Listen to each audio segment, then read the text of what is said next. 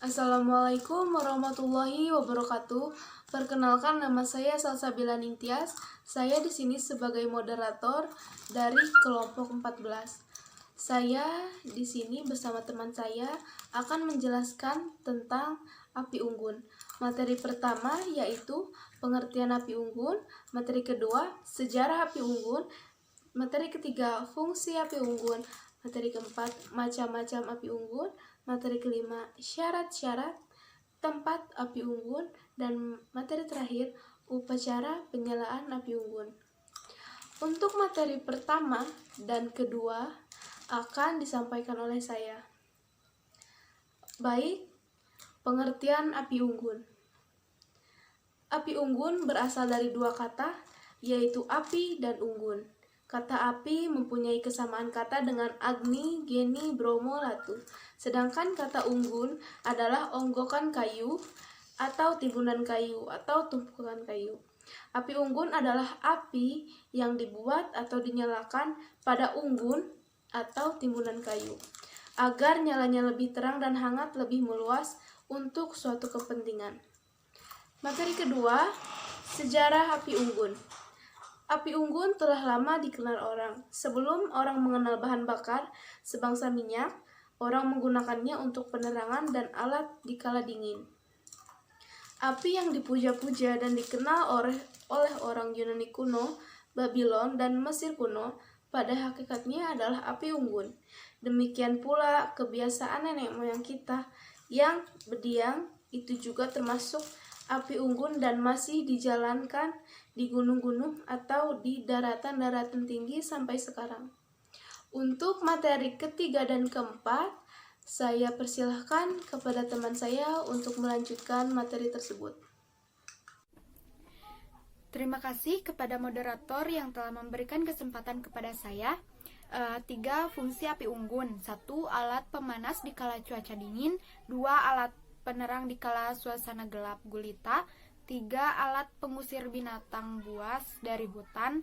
4 alat ketentraman dan kegembiraan. 4 macam-macam api unggun. 1 menurut keperluan dan sifatnya. 1 api unggun resmi, api unggun yang dipergunakan untuk acara-acara resmi atau hikmat.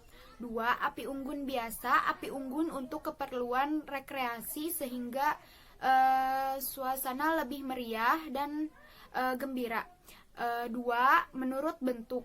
1 api unggun asli, api unggun yang benar-benar dibuat dengan unggukan kayu dan diselenggarakan di tempat terbuka.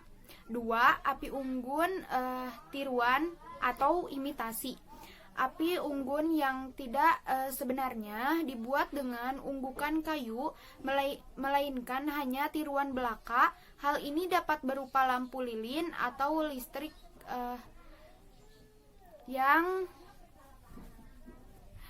yang dipergunakan dalam ruangan.